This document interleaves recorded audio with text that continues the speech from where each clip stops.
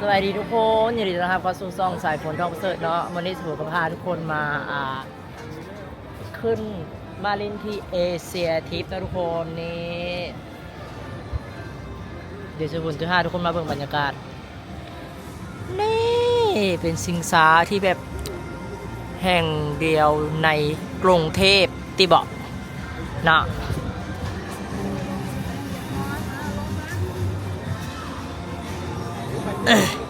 เดี๋ยวจะเข้าไปซื้อทิกเก็ตก่อนนะทุกคนว่าข้างในมันมีอย่างแน่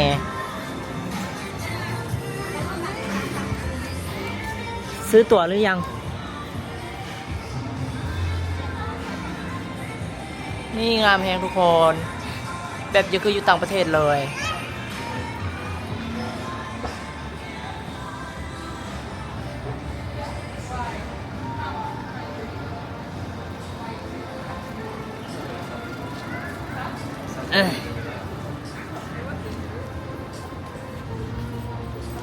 ตัวนี้เขาก็ย่างรอก่อนเนาะ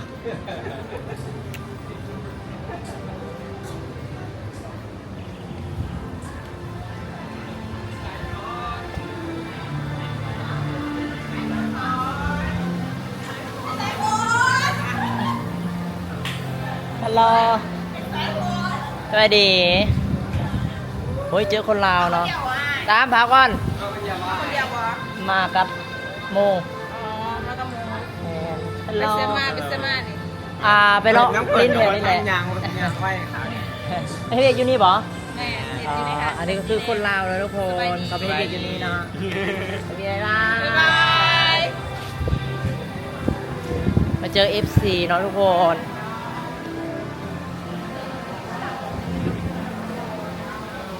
ตกใจเบิร์ดเขาห้องอย่างตกใจเบิร์ด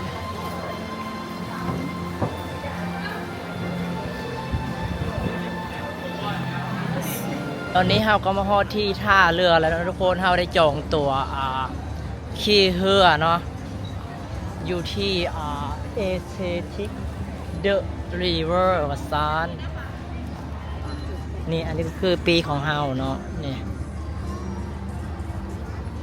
เรือลำนี้ปะว้าวจะขี่เรือลำนี้ทุกคนนี่ประมาณ5 โมงเนาะนี่เฮาซื้อตัวเท่าไหร่วะคนละ800ติดเสื้อดีกันติดเสื้อใส่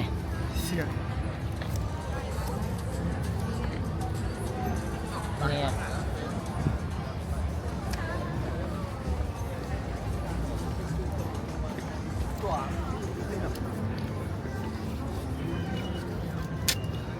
ขึ้นเลยใช่ไหม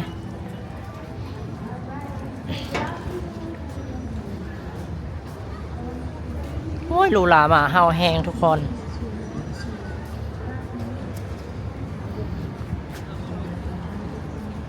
เดี๋ยวขึ้นไปเราจะมีเวลคัมดิ้งเนาะคนผู้ดัง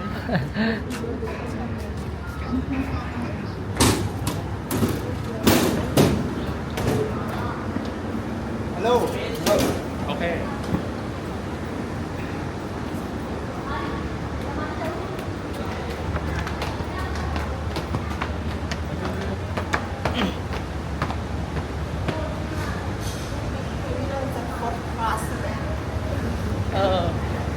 เราต้อง VIP เท่านั้นนะทุกคนเราไม่เอาเราลงตลาดนี่ที่มาได้เช้าวันไหน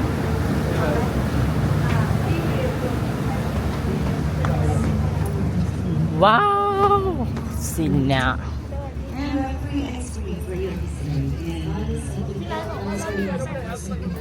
อันนี้ก็น่าจะเป็นแบบว่าบุฟเฟ่เนาะทุกคนเนาะวันนี้อะไรบุฟเฟ่นะคะเชิญค่ะตอนนะคะมาจ่ายกันไหนนะคะเป็นอาหารครับขอย้ายที่หน่อยนะครับเอาข้างนี้ป่ะ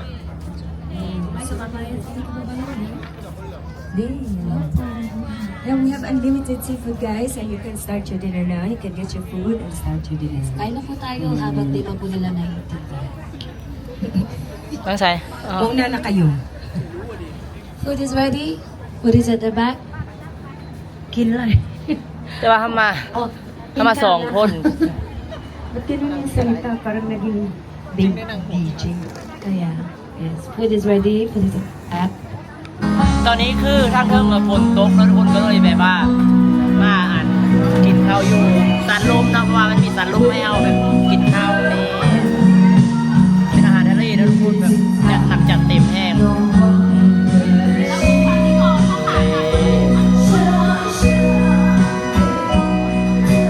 จัดนัดจัดเต็มแห้งเนาะนี่วิวข้างนอก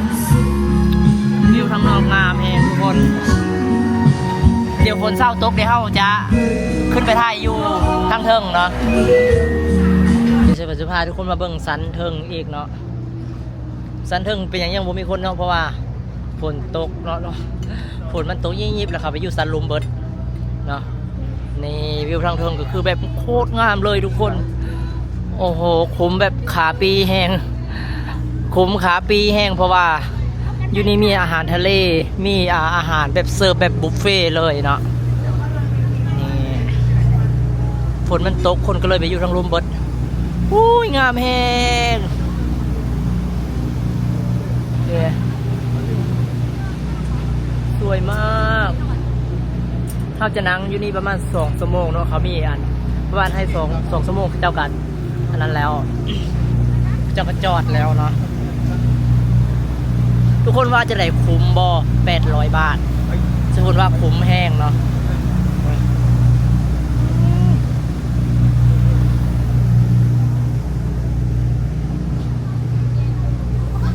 คนก็สิเริ่มขึ้นมาแล้วเนาะเพราะว่าคนมันเศร้าตกแล้ว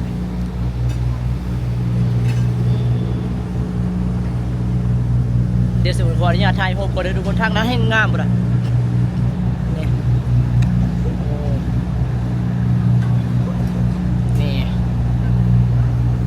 เพราะอันนั้นเป็นสะพานเนาะสะพานงามเองสวยเวอร์วังอลังการเลิศหรูดูแพงนะ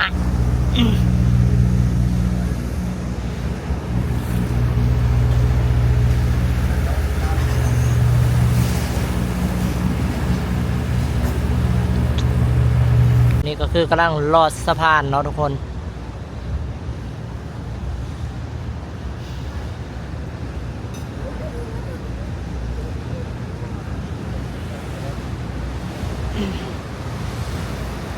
รอดสะพานแล้ว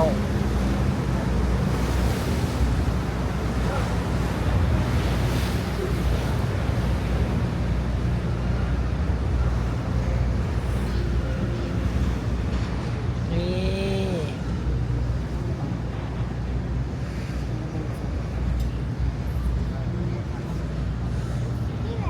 ถ้าไปเป็นตอนกลางคืนนี่คือกลางคืนมันคือสีงามกว่านี้เนาะ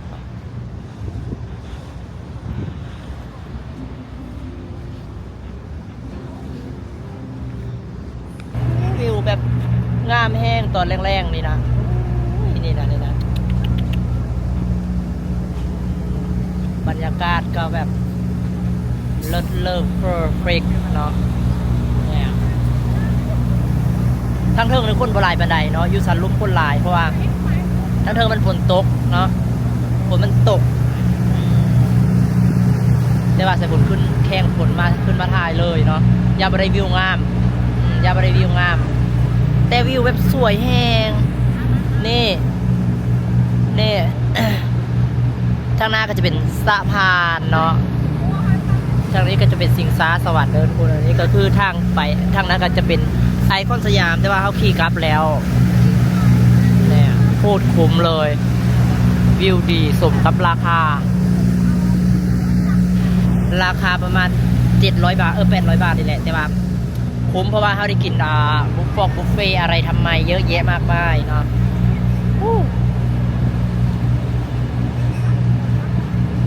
ฝนตก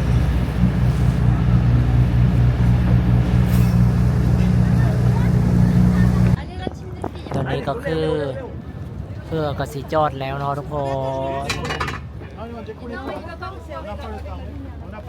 สำหรับคลิปนี้ก็ขอจบเพียงตัวนี้นะทุกคนเนาะเดี๋ยวเจอกันคลิปต่อไปบ๊ายบาย